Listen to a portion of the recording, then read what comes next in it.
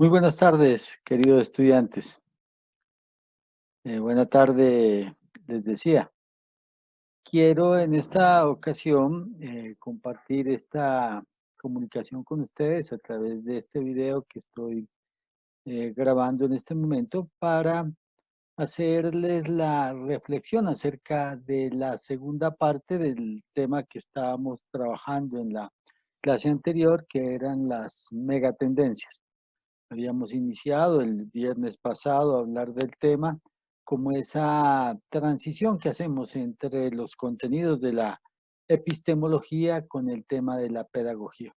Este pretende ser un espacio de contextualización del entorno general en el que se desarrolla la educación en el mundo actual, haciendo un énfasis obviamente en estos momentos tan existenciales que nos encontramos viviendo en todo el mundo, porque tenemos que reflexionar entre la teoría y la realidad que estamos viviendo. Pero antes de continuar con el tema de las megatendencias, quiero referirme a algunas preguntas que me han hecho en el WhatsApp del grupo, referentes al positivismo y al dogmatismo. Son preguntas muy interesantes y que agradezco y que me dan la oportunidad de comentarles brevemente al respecto.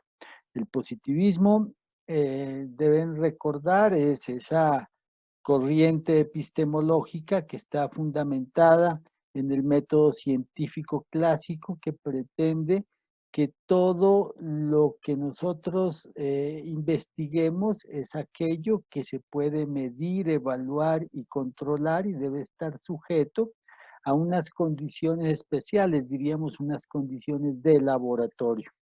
Todo aquello que se pueda medir, que se pueda expresar mediante fórmulas, que se pueda cuantificar es lo que existe. Ha sido el sustento de las ciencias naturales y lo que ha permitido el desarrollo de la ciencia y de la tecnología. Gracias al positivismo tenemos nosotros innumerables beneficios y muchas de las cosas de las cuales disfrutamos hoy en día en términos de la tecnología son el producto, son el fruto del desarrollo del pensamiento positivista en el mundo. En realidad el pensamiento positivista no solo se dio en las ciencias naturales, también evolucionó en las ciencias sociales. Una forma de expresión del positivismo en las ciencias sociales y en la educación especialmente es precisamente un modelo pedagógico, una teoría del pensamiento pedagógico que es el conductismo, que más adelante lo vamos a ver. Por eso era tan importante que analicemos las corrientes epistemológicas como el positivismo, porque después cuando veamos los modelos pedagógicos vamos a entender de mejor forma en qué consiste el conductismo, que es un modelo pedagógico que ha sido vilipendiado, ha sido satanizado y tratado peyorativamente, pero que sigue siendo muy útil en las aulas hoy en día. Sin embargo, hay obviamente unas reflexiones, unas críticas al excesivo uso de esta forma de enseñar y de aprender en el mundo. En las ciencias sociales, el positivismo desarrolló, por ejemplo, los fundamentos del derecho. El derecho tal y como nosotros lo conocemos es el pensamiento positivo, lo que ha estructurado una lógica de entender únicamente las cosas que vemos. Sin embargo, hay hoy en día otras corrientes de las ciencias sociales especialmente, aunque también de las ciencias naturales, en las que se hablan que hay elementos de la naturaleza que aún no podemos entender con los constructos eh, de la ciencia actual. Entonces, todo lo que está por fuera de lo que nosotros podemos entender se sale del campo del positivismo. Hoy hablamos del diálogo de los saberes, que podemos y debemos acercarnos a la realidad desde distintas perspectivas. Entonces hay el conocimiento, por ejemplo, que proviene de los habitantes originarios de los pueblos americanos y de otros lugares, nuestras comunidades indígenas que poseen un conocimiento real, un conocimiento holístico, un conocimiento trascendental de la realidad, y ese conocimiento obviamente no está enmarcado dentro del positivismo. pero cuando logramos nosotros poder unir las distintas corrientes de pensamiento, hablamos de que hay un diálogo de saberes.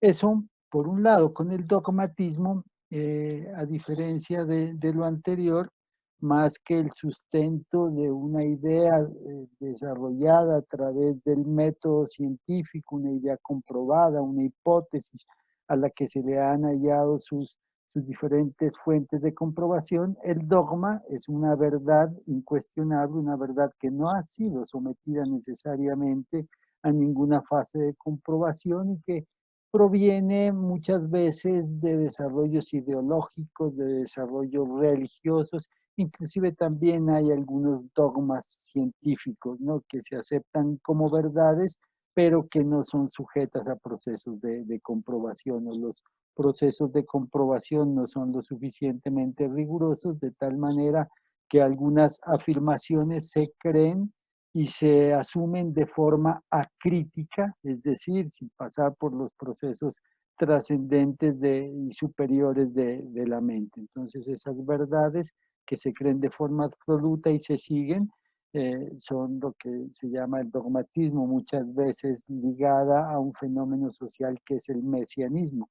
Si el Mesías o el líder del momento afirma alguna cosa, y se le crea pie juntillas, como se dice coloquialmente, sin ningún nivel de crítica, eso se convierte en un dogma. Y entonces hay dogmas de fe, hay dogmas ideológicos, dogmas políticos, inclusive, como les decía, dogmas científicos. Bueno, esa primera parte para dar esa claridad a esa inquietud que me proponían en el chat. Espero poderla haber solucionado. Si no, estoy siempre disponible en ese espacio para que podamos seguir conversando al respecto. Entonces, en relación con nuestras megatendencias, pues les contaba acerca de esa realidad que nosotros estamos viviendo hoy en día y que determina la educación. Y hablo de la educación porque decimos que yo les había mencionado anteriormente en algunos encuentros que un área del conocimiento para tener esa categoría de ciencia debe cumplir algunas condiciones. Una de ellas, tener un objeto de estudio y otro un método. Cuando hablamos de la pedagogía como ciencia, decimos que el objeto de estudio de la pedagogía es precisamente la educación y el método, pues son varios los métodos.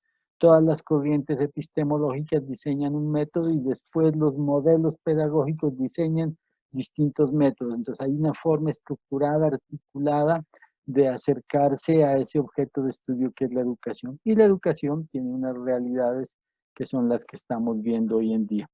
Y hablábamos de las megatendencias, que son esas 6 grandes cosas, por lo menos hemos identificado 6, posiblemente pueden haber más, desde las cuales se entiende está influenciada la educación en el mundo y que son derivadas de la construcción del hombre como sociedad, como especie, de su evolución, de su coevolución con los congéneres y de cómo ha venido desarrollándose especialmente en el siglo XXI. Entonces yo les hablaba de la globalización como ese fenómeno general que empezó con la economía, que derivó después hacia la educación, que el tema de las competencias, por ejemplo, es una demostración de cómo se ha globalizado la educación, porque las competencias, recordarán ustedes, son un fenómeno que surgió por allá con un documento que se le encargó a Jacques Delors, que es un libro que sugiero todos ustedes lo deben revisar, es imprescindible para el ciudadano del común, pero mucho más para los profesionales de la educación. El saber encierra un tesoro, se llama el documento. Más adelante tengo incluso una fotografía de la portada para que lo busquen. Se encuentra en internet de forma libre, ustedes lo pueden encontrar. Y hace referencia a que en todo el mundo, prácticamente en todos los países del mundo, la educación se desarrolla bajo el precepto de las competencias. Entonces la globalización ya no es solo del mercado, ya no es solo de la comunicación, ya no solo es de la cultura, sino de la educación también. Entonces ese énfasis hacia la educación desde la perspectiva de las competencias hace que en todos los lugares del mundo se enseñen básicamente las mismas cosas. Porque cuando hablamos de competencias, tenemos que hablar de los estándares básicos de competencias y de lo que últimamente se ha venido hablando aquí en nuestro país y que son los derechos de aprendizaje, ¿no? Que son una evolución de los estándares por competencias. Todos estos elementos nos llevan a pensar o han querido construir un escenario mediante el cual lo que le enseñan en lógica matemática a un niño de grado quinto en Lima, Perú, en Quito, Ecuador, en Santiago de Chile, en Panamá, en Estados Unidos, en Canadá, en Europa, en África, en Asia, sea lo mismo. Entonces estandarizan los contenidos. Y en ese orden de ideas se estandariza básicamente todo el conocimiento. Esto tiene unos respaldos y unos sustentos en el hecho de facilitar la homogenización de la educación y la movilidad estudiantil, que una persona, y un estudiante, un docente que se desempeña en unas labores en un espacio determinado pueda libremente circular por el mundo entero en esta aldea global y trabajar los mismos elementos para garantizar también, se decía, una calidad de la educación. Todas estas son aspiraciones que, como podremos ver y ustedes lo podrán valorar, no siempre se han cumplido. Pero desde la perspectiva teórica, lo que se esperaba con la globalización es eso, ¿no? Que en todo el mundo manejemos unos estándares, unas dimensiones homogéneas, los procesos de aculturización, los procesos de globalización económica también tienden a eso, de globalizar los gustos de los consumidores para que eso facilite los sistemas de producción en línea. Es muy fácil para los grandes productores de elementos de consumo en el mundo saber que tienen unos consumidores homogéneos, no importa que se encuentre en China, en la India, en África, en Estados Unidos, en América Latina, pero si el consumidor tiene los mismos gustos, eso le facilita su producción en serie. Sería muy complicado para los productores de elementos de consumo masivo que en cada región del mundo hubieran unas preferencias de los consumidores. Eso implicaría que tendrían que producir elementos de consumo masivo a la medida o al gusto de cada región, lo que aumentaría los costos, disminuiría el consumo y disminuiría las ganancias. Por eso se hacen los famosos lanzamientos mundiales. Y si hablamos de un dispositivo que se ha convertido en imprescindible en la vida posmoderna como el celular, ustedes ven cualquier marca, Huawei o Samsung o iPhone, por ejemplo. Samsung lanza su última versión del último dispositivo del más moderno y ese lanzamiento se hace de forma mundial y entonces aquí es donde entra a jugar muchos elementos, programación neurolingüística, la obsolescencia programada, la influencia de los medios masivos de comunicación, explotando la psiquis colectiva de tal manera que nos generan necesidades superfluas. Entonces, en todo el mundo, a todas las personas de todas las culturas termina gustándoles el mismo celular por la influencia. Eso es en últimas el resultado del proceso de globalización. Hacia la educación, eso se revierte en lo que nosotros conocemos como las competencias y los estándares básicos de competencia. Está por otro lado la otra gran megatendencia, que es lo que llamamos la sociedad del conocimiento, el avance científico y tecnológico. Una nueva, esto me voy a saltarlo porque lo vamos a analizar un poco más profundamente. Está también la nueva dinámica geopolítica, el nuevo orden mundial. Anteriormente, hace unos 20 o 30 años, estaba lo que de lo que se conocía como la antigua Unión Soviética, todo el bloque comunista enfrentado pues a todo el bloque que ha venido liderando los Estados Unidos a través del sistema hegemónico económico imperante.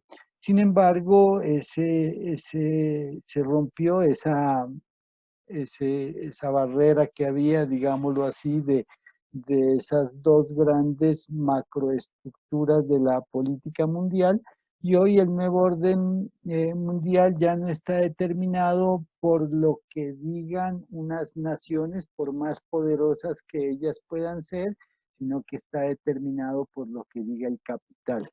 Entonces, el nuevo orden mundial está en las transnacionales y la geopolítica mundial la definen unos pocos poderosos que son los que detentan el capital aún por encima de las posiciones nacionalistas.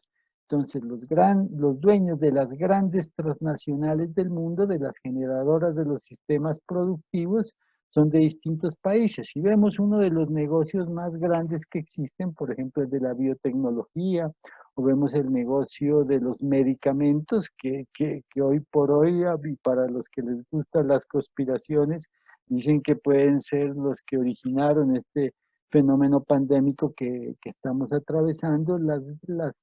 Las grandes empresas o las empresas más grandes del mundo son precisamente de las que se dedican a los medicamentos y a la biotecnología.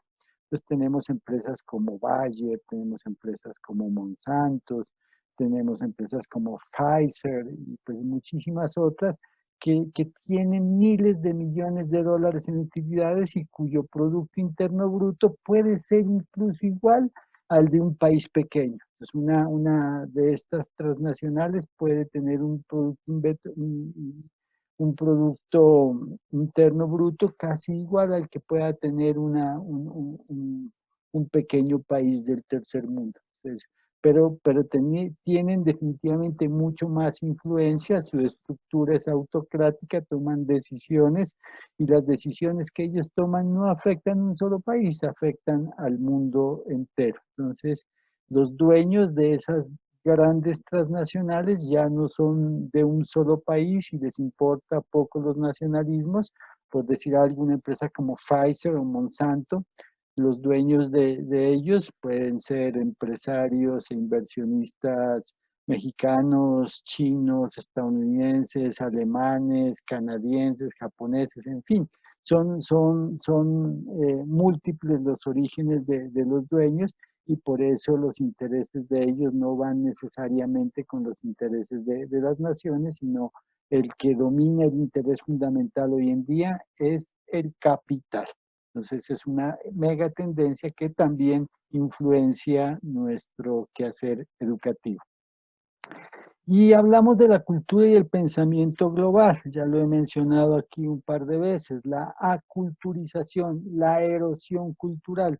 Y en eso la educación debe ser muy consciente y generar un movimiento de resistencia. Lo único que nos diferencia y lo que nos mantiene a nosotros con identidad es precisamente el respetar cuáles son nuestras tradiciones, nuestros orígenes, nuestro arraigo con el territorio, en nuestro caso, nuestro orgullo de ser nariñenses o de ser pastusos, es lo que nos diferencia. Y obtener en este momento una diferenciación en esta aldea global, créanmelo, va a ser seguramente una de las grandes potencialidades que tenemos para promover la sostenibilidad de nuestro desarrollo. Entonces, el seguir manteniendo nuestra identidad es lo que nos garantiza como pueblo la posibilidad de desarrollo. Un elemento fundamental que también altera o afecta las megatendencias de la educación en el siglo XXI es lo que nosotros hemos criticado que se llame los recursos humanos, porque es entender al hombre como un recurso. Pero así es como está contemplado, aunque nosotros preferimos hablar es del hombre, ¿no? De ese sentido humanista. Sin embargo, la referencia que queremos hacer en relación a cómo esto afecta la educación en nuestro siglo XXI es que las personas, los ciudadanos, los individuos que entran al mercado laboral, ustedes cuando egresen y cuando busquen sus espacios de desarrollo a través del trabajo, de la aplicación de los conocimientos que han construido en nuestros espacios universitarios, deben ser unos individuos, unos ciudadanos que tengan unas competencias particulares, que deben estar preparados para la investigación, para el aprendizaje permanente, para el metaaprendizaje, para aprender a aprender, para aprender también a desaprender muchas cosas que ya no les van a servir en el mundo del futuro, pero fundamentalmente para poder adaptarse a nuevas condiciones. Este hecho de la pandemia refuerza esta circunstancia y nos enfoca en la capacidad que vamos a tener nosotros como comunicadores de experiencias, como facilitadores en la construcción del conocimiento, de acceder a ese otro elemento que es la tecnología y utilizarlo a nuestro favor. Todas las herramientas de las TIC, de las tecnologías de la información y la comunicación, tendrán que ser desarrolladas por los docentes para poder llegar a las poblaciones muy disímiles en esos momentos que llamamos sincrónicos y también asincrónicos. Se convierte en una competencia importante hoy más que nunca la habilidad que tengamos de comunicarnos a través de medios digitales. Estas, amigos, son resumidas cuentas las tendencias o las megatendencias que determinan la educación en el siglo XXI. Cuando ustedes revisen el resto de las diapositivas van a ver información de cómo se han desarrollado el tema de las competencias, especialmente a través de los proyectos Alpha Tuning que se desarrollaron en todo el mundo y del Alpha Tuning que se desarrolló específicamente en Latinoamérica, y hay una explicación un poco más concentrada en el tema de la sociedad del conocimiento que tiene relación pues con nuestros procesos educativos. Hay unas referencias bien interesantes que ustedes ya han tenido la posibilidad de analizar y discutir cuando hablábamos de la ciencia, de la maldita ciencia. Aquí traigo a colación una palabra de Kranzberg, una frase, perdón, de Kranzberg, que dice: la tecnología no es buena ni mala, pero tampoco es neutral, ¿no? Entonces el conocimiento está cargado de política, como decía el maestro Paulo Freire, toda educación es política, complementando esta posición de Kranzberg. Y también les menciono cómo esa transición que hay entre información, conocimiento y saber, que ya nosotros hemos desarrollado, esta infodemia que se ha llamado, este bombardeo de información constante que tenemos todos los días a través de distintos medios, una habilidad, una competencia que también tendrán que desarrollar no solo los docentes, sino los ciudadanos en general del siglo XXI, es el de filtrar la información, qué información es relevante. Ya incluso está emergiendo pues una nueva ciencia que llama la ciencia de los datos, y ya hay programas académicos al respecto y especializaciones, maestrías en ciencia de datos que nos ayudan a trabajar lo que se llama la minería de datos, es decir, cómo buscamos nosotros los datos relevantes, los importantes, los verdaderos, que nos sirvan en los procesos de investigación. Cómo ha evolucionado la sociedad del conocimiento, qué relación hay entre esa sociedad del conocimiento y el desarrollo humano, qué implicaciones tiene para nuestra profesión docente, y cuáles son esas tendencias de formación a través de las reuniones de los organismos multilaterales en el mundo. Y les decía que hay un libro que es imprescindible para todos nosotros los docentes, que se llama La educación encierra un tesoro. A raíz de este documento de Jacques Delors es de donde surgen toda la teoría y el concepto de competencias. Es un libro supremamente interesante que se lo recomiendo a ustedes leer.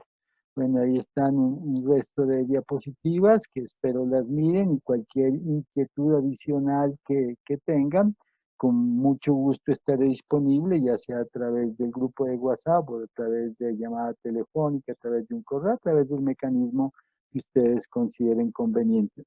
Como los otros videos, estarán colgados en el curso virtual en la plataforma de Moodle, y también, obviamente, voy a copiar el enlace a nuestro grupo de WhatsApp. Entonces, no me queda más sino desearles que tengan una buena tarde. Espero que sea de mucha utilidad este video, y ya le estaré compartiendo los datos para que nos podamos encontrar el próximo viernes.